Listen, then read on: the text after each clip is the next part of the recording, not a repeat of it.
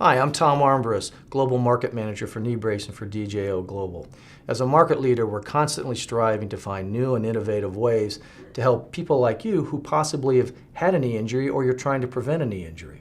Two common ways you see knee bracing used are to prevent injury and to help you after an injury. A good example of preventing injury is if you watch football every weekend, high school, collegiate, and professional players are running around the field with knee braces on, and they do this to help protect their knees based upon the contact-heavy sport that football is. If you're unfortunate to have hurt your knee, say you've torn your ACL or have other ligament injuries, knee bracing is used to help stabilize your knee and to protect it from everyday stresses and strains. For example, you could walk across the kitchen floor, make a sudden turn to the right or the left, or you could just step off a curb.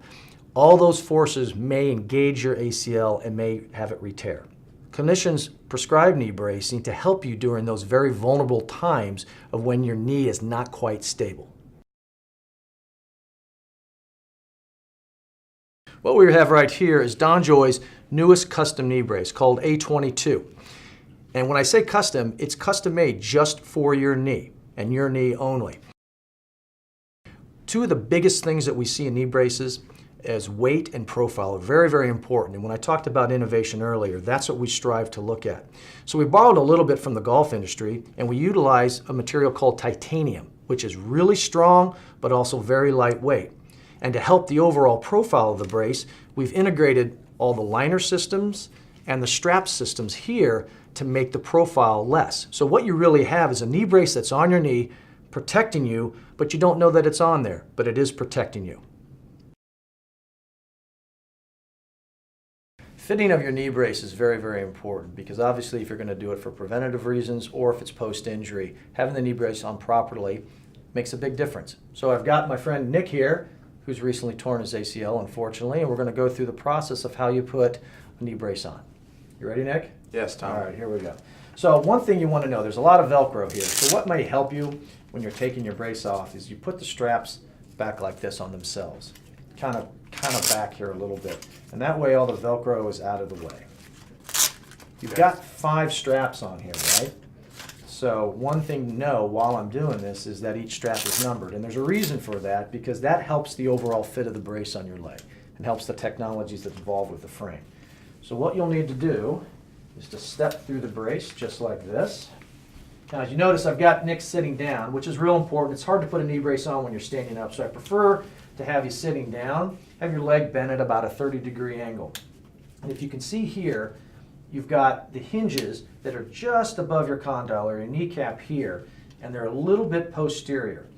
You get that placed properly, you have your cuff right here. Now what you have is a frame. You have an anterior cuff here and a posterior cuff. That's called the 4 points of leverage, and this whole strapping system is designed to reduce strain on your ACL, and it keeps this part of your leg called the tibia from moving forward. And that's what reduces the strain, and that's what helps protect the ligament. So we're going to go ahead and go through the strapping sequence. What you'll notice on the strap is right here, there's a number. So we don't expect you to memorize them, but the numbers are right here. So now you know the first strap is the lowest strap on the brace. Put it through here, pull it tight. You don't have to pull it super tight at the beginning. You just want to get it positioned here. So that's number 1. Number 2 is your posterior thigh strap here. And again, it also has a number on it as well. Pull it through the ring. You cinch it up, comfortable, but you don't have to over tighten it at the beginning, and you do that. The number 3 strap, and you can see, I'll get back to the hinges here, they're a little bit posterior, and that's fine, okay? The number 3 strap is just right below the number 2 strap. Put that through, and that fits all right so far? Good. Okay. You bring that there. Now the number 4 strap, which is right here, is the most important strap of the brace. This is what puts the force on your tibia to keep it from moving forward, and that's really the critical part about protecting your ACL, whether it's been injured or you're trying to prevent injury.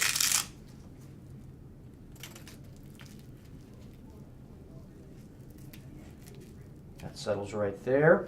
And then your number 5 strap is right behind your calf. Now one suggestion here that works really well, once you've put this brace on the first time, you probably do not have to disengage this strap a second or third time. That's pretty much set each time. So every time you put the brace on, 1, 2, 3, and 4. Those are the ones you're going to adjust every time based upon your level of activity. All right. So why don't we stand up there for a quick second, see how that fits. Feels good. Okay, so now that we've got the straps put on, so go ahead and stand up, Nick, and then you can kind of test the straps to see if they feel tight enough. Because one of the things that you'll find is that if the straps are too loose, then the brace might move down, what we call migration. So it's always good to get them tight enough so that way the brace is staying in place.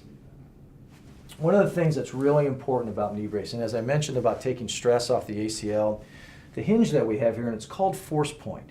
What it does is it helps take your knee out of what we call the at-risk position.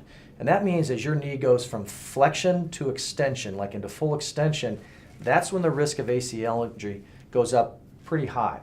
This hinge helps dampen you from going into complete extension. So what it does is help protect your knee from getting in that at-risk zone. So when you combine the frame design of 4 points of leverage of reducing strain on your ACL, in addition to the hinge, keeping you out of that at-risk zone, you've got a great level of technology to help protect against ACL injuries. So how do I make sure that my skin doesn't get irritated or break down when I'm running or playing soccer with my brace on? Great question. In a lot of cases when people are coming back from ACL surgery or any other knee injury, they're really amped to get back and doing a lot of activities. So they're going to wear the brace all the time. And like with anything, your skin's got to get a little bit used to it. So a lot of cases, people will use a lycra undersleeve, just like this. It just goes right over your knee. It's very breathable, as you can see here, and it helps protect your skin from the liners and sweat and things like that. Now, a lot of folks will decide not to wear it after a couple of weeks because their skin's become accustomed to wearing the knee brace. So it's really it's your choice. Thank you very much for your time today. You are wearing the most trusted brand in knee bracing out there. We are extremely excited about A22, and I know you're anxious to get back to your level of activities. Thank you again for your time.